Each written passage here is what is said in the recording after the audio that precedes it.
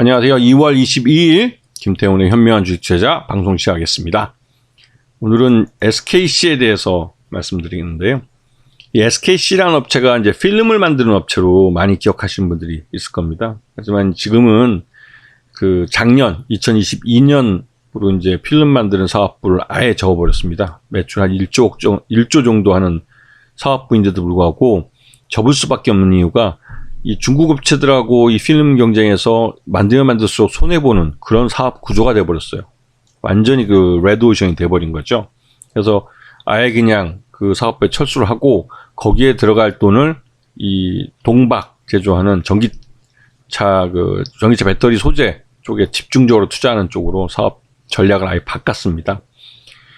자, SKC가 이 동박 만드는 사업에 뛰어든 건 지난번 그 2019년에 그 자동차용 전지박 세계 1위 업체인 KCFT를 1조 2천억에 인수했기 때문입니다. 그런데 우스갯소리로 2017년 사모펀드 KKR이 LS 엠트론으로부터 이제 동박 제조 부문을 3천억에 인수해서 단 3년 만에 1조 2천억에 팔아먹어서 아주 장사를 잘했다는 소리를 듣게 되죠.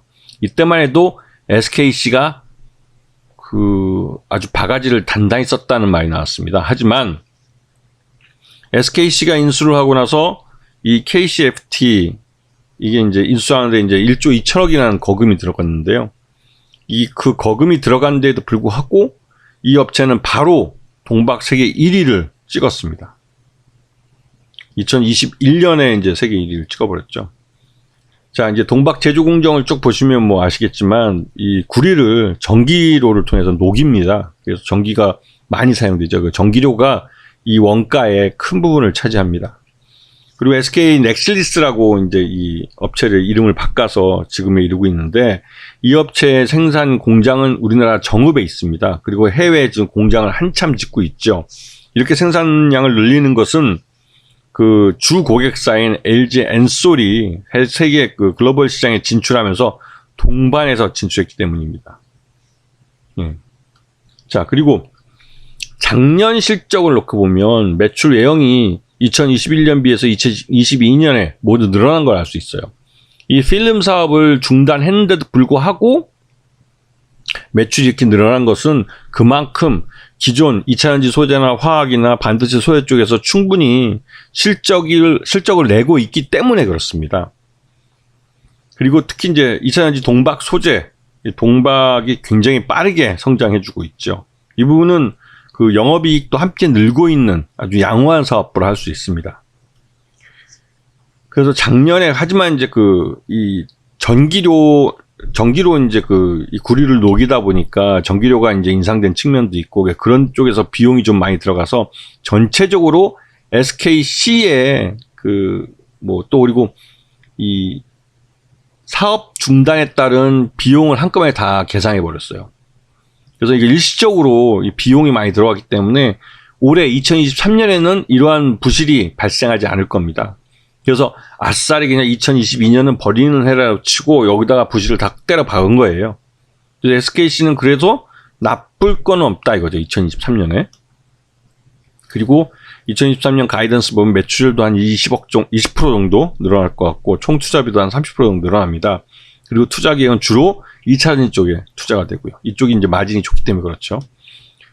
배터리용 동박 글로벌 수요 전망은 말 그대로 계속 늘어납니다. 전기차 시장이 늘어남과 동시에 동박 시장도 같이 늘어납니다. 그리고 이제 딱 보시면 아시겠지만 SK 넥슬리스가 2021년에 세계 1위의 동박 그 시장 점유율을 가져갑니다. 2등이 중국 업체 왓슨이고 3등은 대만 장춘, 4등이 일진머트리얼스. 그래서 둘이 합쳐가지고 한 5%좀 되는 거죠. 그리고 솔룩스 첨단 소재는 기타에 들어갑니다. 기타. 그 정도로 아직까지 규모가 작은 거죠. 그래서 아까 지난번에 말씀드렸듯이 진대재 회장이 계속 솔룩스 첨단 소재에 돈을 쏟아 부으면서 생산 설비를 들여오고 생산량 캐파를 늘리기 위해서 노력하고 있는 겁니다. 생산 캐파를 늘려야만 살아남을 수가 있죠. 자, 지금 SK 넥슬리스가 지금 처해져 있는 위기는 주 고객인 LG 엔솔이 이 동박의 구매처를 다변화하고 있다는 겁니다. 이건 이제 LG 엔솔이 생산량을 굉장히 빠르게 늘려가고 있고, 전기차 배터리를 전 세계에 있는 자동차 업체들과 협력을 맺으면서 세계 여러 나라에 공장을 지을 필요가 생겼어요. 그래서 그에 따라서 동박도 그렇게 다양하게 공급을 받아야 됩니다. 그래서 이번에 솔루스 첨단 소재하고는 5년짜리 공급 계약을 LG 엔솔이 맺었고요. 그리고 일진 머티리얼즈는 롯데그룹에 인수되고 나서 이제 롯데그룹이 SK 넥슬리스의 경쟁사가 되는 겁니다.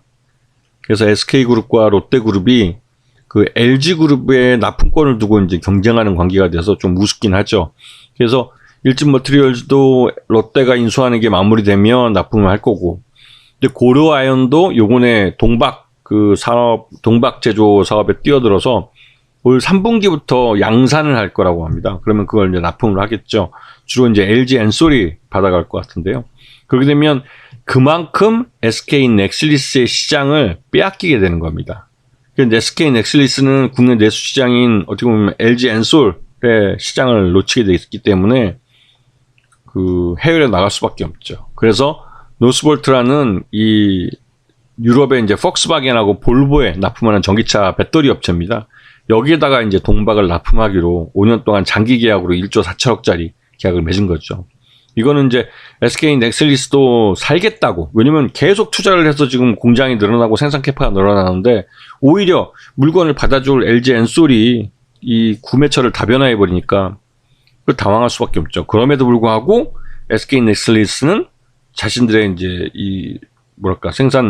그러니까 늘어난 양만큼을 소비해줄 파트너를 바로 잡아낸 겁니다. 그만큼 이 SK 넥슬리스가 만들어내는 동박의 품질이나 또 양이나 이런 것들이 신뢰감을 주기 때문에 그런 거죠. SKC의 최대 주주는 SK입니다. 전체 지분의 40% 정도를 갖고 있고요. 그래서 유통 가능 주식은 60% 정도입니다. 전체적으로 이 SKC를 말하면서 SK 넥슬리스라는 100% 자회사 얘기를 많이 할 수밖에 없는 게, 기존 사업들 중에서 그래도 수익성이 높고 그다음에 성장성이 높은 분야가 바로 SK 넥슬리스의 동박 사업이기 때문에 그렇습니다. 그런데 문제는 이 SKC가 주로 납품하는 게 LG 엔솔이고, 또 한 군데가 SK온이라는 SK그룹 계열사 내에 전기차 배터리를 만드는 업체인데, SK온이 이 전기차 배터리 시장에서는 동네 북이 되고 있어요. 얼마 전에는 포드한테 미국에서 뒤통수를 제대로 맞았죠. 그리고 포드랑 같이 터키에다가도 공장을 짓기로 했었는데, 요번에 계약을 중간에 계약이 어그러져가지고 이거를 LG 엔솔한테 빼앗겼습니다. 전기차 배터리 공장을 짓는 걸. 그래서 LG 엔솔은 포드한테 아주 뒤통수를 요즘 된통 맞고 있어요. 지난번에 포드의 전기차 트럭에 이제 전기차 배터리를 SK온이 독점적으로 납품했었는데, 그게 품질 문제가 있다고 해서 공장 자체를 세우게 돼서 그 문제로 아마도 이제 SK온은 납품 단가를 후려치기 당할 것 같은데, 그렇게 하면 SK 넥슬리스가 SK온에 납품하는 납품 단가도 후려치기 당할 수밖에 없는 거죠. 그래서 이제 오히려 SK 넥슬리스는 SK온에 납품하기보다는 다른 데 납품하는 게 훨씬 더 수익 면에서는 좋을 수도 있고, 하여튼 이 SKC를 통해서 이제 납품을 하게 되는데, SK 넥슬리스가 잘 하고 싶어도 이 SK온이라는 계열사 내에 전기차 배터리 하는 사업을 하는 회사가 제대로 제 역할을 못 해주기 때문에 SKC의 이 성장성은 좀 일정 부분 제한되는 측면이 있습니다.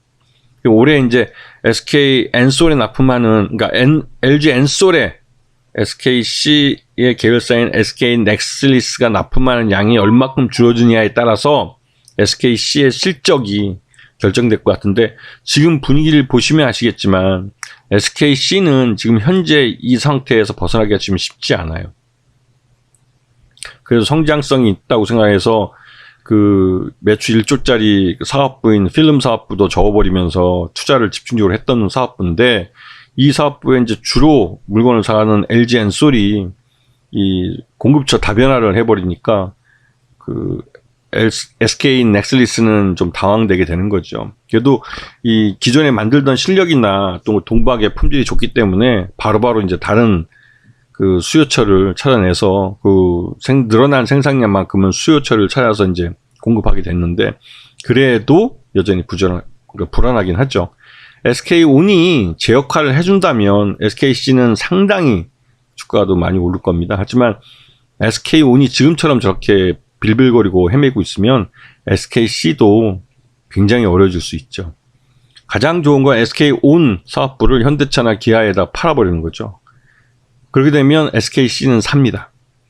현대차도 배터리 내재화를 지금 추진하고 있어서 지금 대놓고 얘기는 못하지만, 그 여차하면 뭐 SK온하고 그 빅딜을 통해서 그 SK온, 그러니까 SK그룹하고 빅딜을 통해서 SK온을 가져가면서 SKC가 동박을 뭐 가장 많이 납품하게 해주거나 이런 그 약속을 해줄 수 있죠. 그렇게 되면 SKC는, 그렇게 된다면 SKC는 아주 안정적인 거래처를 확보할 수 있어서 뭐 서로에게 윈윈할 수 있는데, 그렇게 하려면 그건 진짜 빅딜이 되기 때문에 최태원 회장하고 정유선 회장하고 딜을 해야죠.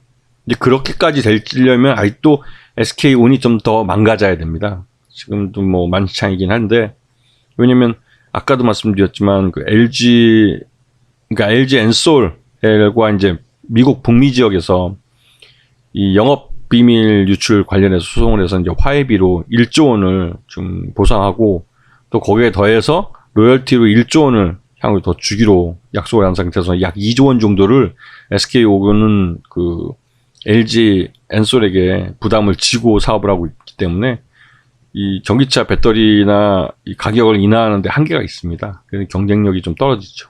그런 문제가 있어서 SKC도 거기에 영향을 받는 바가 크죠.